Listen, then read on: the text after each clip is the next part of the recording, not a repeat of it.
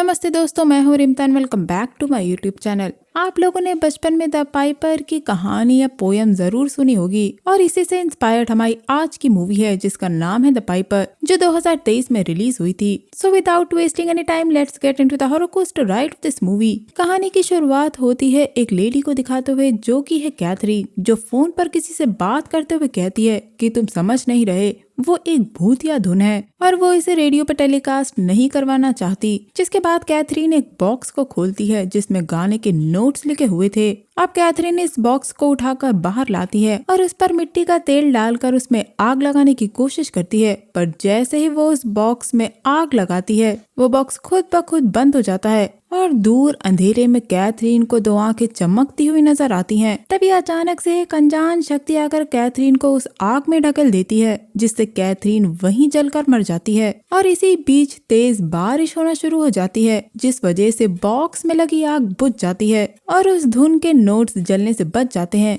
जिसके बाद हम 1 महीने बाद का सीन देखते हैं, जहाँ मेलोडी नाम की एक लेडी को देखते हैं जो एक ऑर्केस्ट्रा में फ्लूट बजाती है और उस ऑर्केस्ट्रा का हेड है गुस्ताफासन, जो मेलोडी को धुन ठीक से ना बजा पाने के लिए डांटता है। ऑर्केस्ट्रा के लोगों के जाने के बाद गुस्ताफासन से मेलोडी कुछ बात करती है। वो अपने म्यूजिक को सबमिट करना चाहती थी, लेकिन गुस्ताफासन को उसका म्यूजिक सॉफ्ट लगता है और उसे फ्रैंकलिन जैसा म्यूजिक चाहिए था, जिसका म्यूजिक तेज और दमदार हो। दोस्तों, फ्रैंकलिन मेलोडी के ऑर्केस्ट्रा का ही मेंबर है जो उस ऑर्केस्ट्रा में मेन मेंबर बनने के लिए ट्राई कर रहा है। यहाँ हम 2 बच्चों को मेलोडी के साथ देखते हैं, जिनमें से एक है मेलोडी की बेटी जोई और दूसरा है मेलोडी की दोस्त नैन्सी का बेटा कोलिन, जो साथ खेला करते हैं। यहाँ जोई कोलिन को उस हॉल की कहानी बताती है कि सालों पहले वहाँ आग लग गई थी, जिससे वहाँ बच्चे जलकर मर गए थे, लेकिन कोलिन को ऐसी डरावनी कहानियाँ पसंद नहीं थी। दोस्तों, जोई ठीक से सुन नहीं पाती है, इसीलिए वो हेयरिंग एड का इस्तेमाल करती है। अब गुस्ताफासन एक इवेंट करवाने की तैयारी करता है और मेलोडी इसी के बारे में गुस्ताफासन से बात करने के लिए आती है।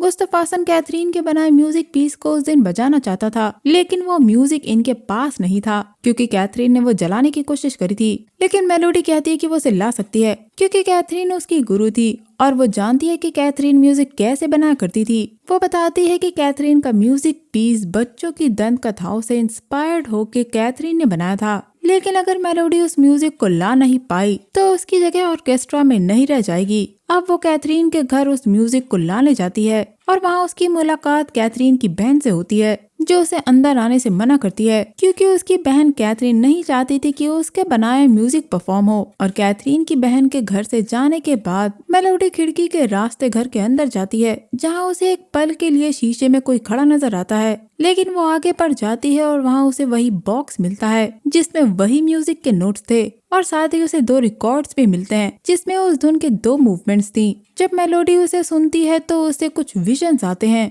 तभी अचानक वहाँ अंधेरा हो जाता है और वो इस बॉक्स को अपनी गाड़ी में लेकर आ जाती है, लेकिन वो अपनी कार की चाबी अंदर ही भूल गई थी। चाबी लेने के लिए वो दोबारा घर के अंदर जाती है और काले कपड़ों में वहाँ कोई खड़ा नजर आता है, इसलिए मेलोडी डर के वहाँ से भाग के कार में आती है, लेकिन कार स्टार्ट नहीं हो रही थी और कार के सामने काले कपड़े में वही इविल खड़ा नजर आता है और मेलोडी डर के मारे कार स्टार्ट करके वहाँ से चली जाती है। अब मेलोडी उस धुन को गुस्ताफासन के पास लेकर जाती है और कहती है कि वो धुन की एंडिंग पूरी कर सकती है जो कि मिसिंग थी, और इसके लिए गुस्ताफासन उसे समय दे देता है। मेलोडी उस धुन की एंडिंग पर काम करना शुरू कर देती है और वो उन रिकॉर्ड्स को सुनती है जब उसे फिर से विजन्स दिखाई देते हैं, जहां वो एक पहाड़ की चोटी पे खड़ी होकर फ्लूट बजा रही थी। तभी वो देखती है कि उस पेज के नोट्स पूरे हो गए थे और अब हेडफोन्स में से किसी की आवाज सुनाई देती है जो साफ सुनाई नहीं दे रही थी। जिसके बाद मेलोडी उस धुन को फिलिप के पास लेकर जाती है, जो उसका दोस्त था और म्यूजिक के बारे में जानकारी रखता था।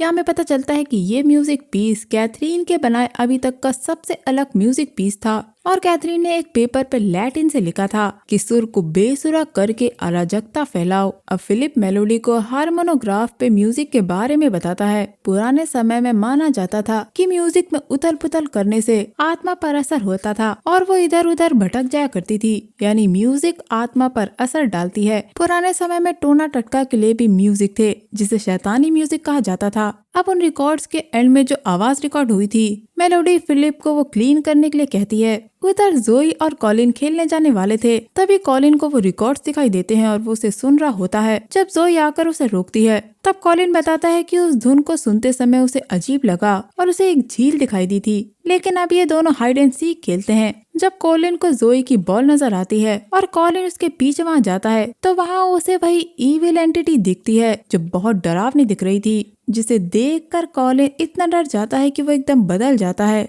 और वो उस धुन को विसिल के थ्रू बार बार बजा रहा था।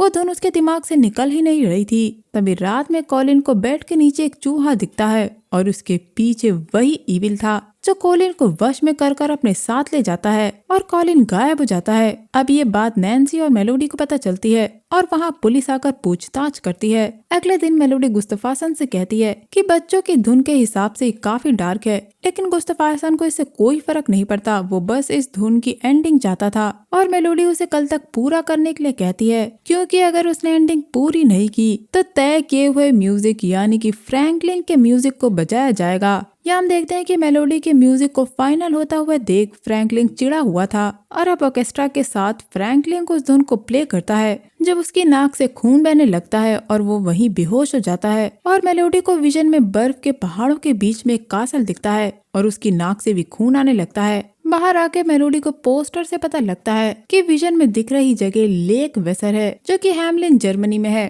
अब जोई की किताब से मेलोडी को हैमलिन पाइपर की कहानी पता लगती है। जब एक गांव में बहुत सारे चूहे आ गए थे और उन चूहों को भगाने के लिए गांव वालों ने पाइपर से कहा था, जिसके बदले वो उसे पैसे देने वाले थे। उस पाइपर ने धुन बजाकर चूहों को भगा दिया था, लेकिन गांव वालों ने उसे पैसे नहीं दिए। इसलिए पाइपर गांव वालों की सबसे कीमती चीज यानी कि उनके बच्चों को झील तक ले गया और उन्हें मार दिया। लेकिन मेलोडी की ये कहानी बकवास लगती है। एंडिंग पूरी करते हुए मेलोडी सो जाती है और उधर जोई वो धुन सुन लेती है जब वो इविल जोई के पीछे खड़ा था और उसके मुड़ते ही गायब हो जाता है। अगले दिन मेलोडी देखती है कि धुन अपने आप कंप्लीट हो गई थी, जो उसे समझ ही नहीं आता और अब वो कैथरीन के बारे में रिसर्च करती है। जब उसे पता लगता है कि 30 साल पहले उस हॉल में 40 बच्चे जलकर मर गए थे जिनके शरीर कभी नहीं मिले और 100 लोग मारे गए थे। उस हॉल में कैथरीन ने बच्चों की उस हॉन्टेड धुन को सोलो परफॉर्म किया था, लेकिन आग लगने के बाद वो बच गई,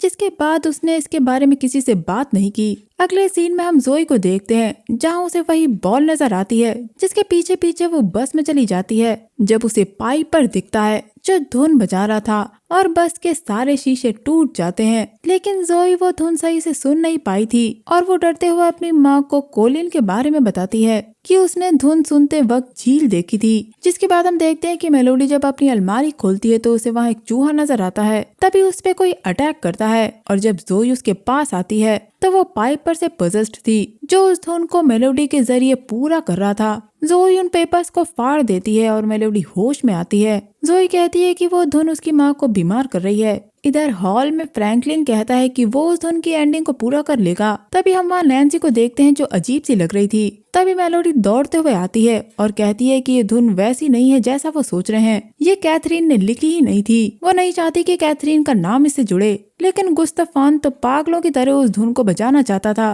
वो मेलोडी से एंडिंग के बारे में पूछता है। तभी वहाँ फ्रैंकलिन आता है जो कहता है कि उसने उस धुन की एंडिंग को अपने वर्जन में बना लिया है और वो उसे इवेंट में प्ले कर सकते हैं। मेलोडी उन्हें रोकने की बहुत कोशिश करती है, लेकिन वो नहीं मानते और गुस्ताफान मेलोडी को ऑर्केस्ट्रा से बाहर निकाल देता है। दूसरी तरफ हम नैन्सी को पाइपर के वश में देखते हैं जो स्टेज की छत पर खड़ी थी और नीचे उसे झील नजर आ रही थी जहाँ कॉलिन जा रहा था। वो उसे बचाने के लिए छत से छलांग लगा देती है जिससे उसे काफी चोट आ जाती है। मेलोडी ऑर्केस्ट्रा के लोगों से हेल्प मांगती है, लेकिन सभी पर उस धुन का असर था क्योंकि वो उस धुन की प्रैक्टिस कर रहे थे। अब मेलोडी के पास फिलिप आता है और उसकी हालत देख के मेलोडी समझ जाती है कि फिलिप के साथ भी वही सब हो रहा है। उसे झील दिखती है और हमेशा वो धुन सुनाई पड़ती है। अब फिलिप उसे लास्ट पार्ट सुनाता है जो उसने क्लीन किया था, जिसमें एक डरावनी आवाज थी जो इंसान की तो नहीं थी और वो आवाज लैटिन में थी, जिसके पहले पार्ट का मतलब था कि अराजकता ही मेरी दुनिया है। यानी खून खराबा। अब इस धुन के तोड़ के लिए मेलोडी कैथरीन के घर जाती है, क्योंकि वह शैतान मेलोडी के जरिए उस धुन को पूरा करना चाहता है, जैसा कि उसने कैथरीन के साथ किया था। और जाते जाते वो फिलिप को उस धुन को दोबारा ना सुनने के लिए कहती है। दोस्तों, इस कहानी के अनुसार उस गांव के लोगों ने पाइपर को मार के बदला पूरा किया, लेकिन पाइपर ने चेतावनी दी थी कि जब तक उसकी धुन जिंदा है तब तक उनके बच्चे सुरक्षित नहीं रहेंगे। अब जोई को कॉलिन की आवाज सुनाई देती है, जो उसे कुछ दिखाना चाहती थी, लेकिन वो कॉलिन नहीं बल्कि पाइपर था, जो अब जोई को अपने साथ ले जाता है और वो भी गायब हो जाती है। बाहर फिलिप सेकंड पार्ट को ट्रांसलेट करता है, जिसका मतलब था कि जो भी पाइपर की कैद से छूटेगा, पाइपर उससे अपना बदला लेगा। उधर कैथरीन के घर की दीवार के वॉलपेपर के पीछे मेलोडी को धुन के नोट्स मिलते हैं और कैथरीन की बहन बताती है कि इसका कोई तोड़ नहीं है, ये जेल है। अगर तुम्हें वो धुन सुनाई पड़ती है यानी पाइपर ने तुम्हें कैद कर लिया है। कैथरीन ने सब ट्राई किया, लेकिन उसे तोड़ नहीं मिला और उसकी दुनिया उथल पुथल हो गई। और यही इस धुन का तोड़ था जो मेलोडी को मिल गया था। वो वापस घर जाती है, जहाँ पाइपर ने फिलिप को वश में कर उसके कान को चोट पहुंचा दी थी और वो दूसरे कान को भी चोट पहुंचाने वाला था, लेकिन मेलोडी आके फिलिप को रोक देती है। और अब मेलोडी को पता चलता है कि जोई गायब है। उधर हॉल में आज इवेंट था और वो म्यूजिक लोगों के सामने बजने वाला था, इसीलिए मेलोडी हॉल में पहुंचती है, जहाँ गुस्तफान अपनी टीम के साथ वो म्यूजिक बजा रहा था। और यहाँ आता है ट्विस्ट। फ्रैंकलिन के अंदर वो पाइपर था, जिससे वहाँ बैठे लोग पाइपर के वश में हो गए थे। मेलोडी बैक स्टेज पहुँचती है और लाइट ऑफ कर देती है और वहाँ पाइपर की दुनिया का दरवाजा आता है और तभी पाइपर फ्रैंकलिन के शरीर को फाड़ कर बाहर आता है और गुस्तफान को जान से मार देता है, जिसके बाद वो वही धुन बजाता है और हॉल में बैठे सारे बच्चों को अपने साथ उस दरवाजे से अपनी दुनिया में ले जाता है। उनके पीछे मेलोडी भी चली जाती है। वो जगह बर्फ से ढकी हुई थी, जहाँ बर्फ गिर रही थी और सब बच्चे चुपचाप धुन के वश में पाइपर के पीछे झील की तरफ जा रहे थे।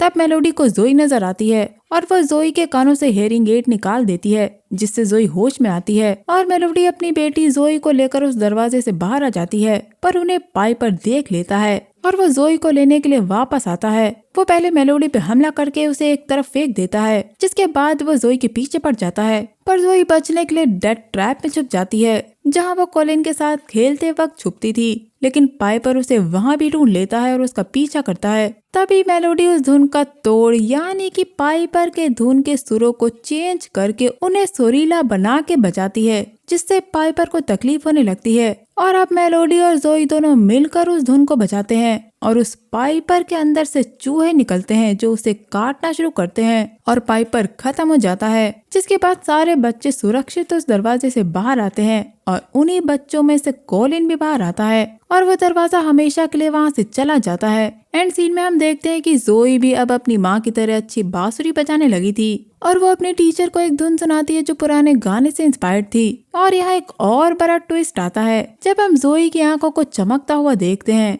और बस ये मूवी यही एंड हो जाती है। दोस्तों, यानी कि पाइपर अभी गया नहीं है और वो फिर से लौटेगा। दोस्तों, कहानी के मुताबिक जब पाइपर गांव वाले के बच्चों को ले गया था तो एक बच्ची ने उसे देख लिया था जो सुन नहीं सकती थी, इसीलिए उस पर पाइपर की धुन का असर नहीं हुआ और उसने गांव वालों को पाइपर के बारे में बता दिया था, जिससे गांव वाले उस झील तक पहुंच गए थे। और इस मूवी में वो लड़की जोई थी जो मेलोडी को झील से वापस लाई। दोस्तों, एक बात तो तय है कि संगीत किस तरह से हमारे दिमाग पर असर डालता है, ये एक गहरा विषय है। दोस्तों, हम ऐसे कई इंस्ट्रूमेंट को सुनते हैं जिसकी आवाज हमें शांति देती है, लेकिन वही इंस्ट्रूमेंट जब आप एक हॉरर, थ्रिलर, मिस्ट्री मूवीज में सुनते हैं तो वो एक डरावना फील देती है। तो अब आप मुझे बताइए कि आपको किस मूवी का बैकग्राउंड म्यूजिक अब तक का बेस्ट हॉरर बैकग्राउंड म्यूजिक लगा है। तो दोस्तों, ये था मेरा मूवी एक्सप्लेनेशन द पाइपर को लेकर। उम्मीद करती हूँ आपको ये मूवी एक्सप्लेनेशन पसंद आया होगा। अगर आपको ये मूवी एक्सप्लेनेशन पसंद आया तो मेरे चैनल को लाइक, शेयर और सब्सक्राइब जरूर करिएगा। मैं मिलूंगी आपसे अगले वीडियो में, तब तक के लिए अपना बहुत ख्याल रखिए। Stay safe, keep hunting, lots of love.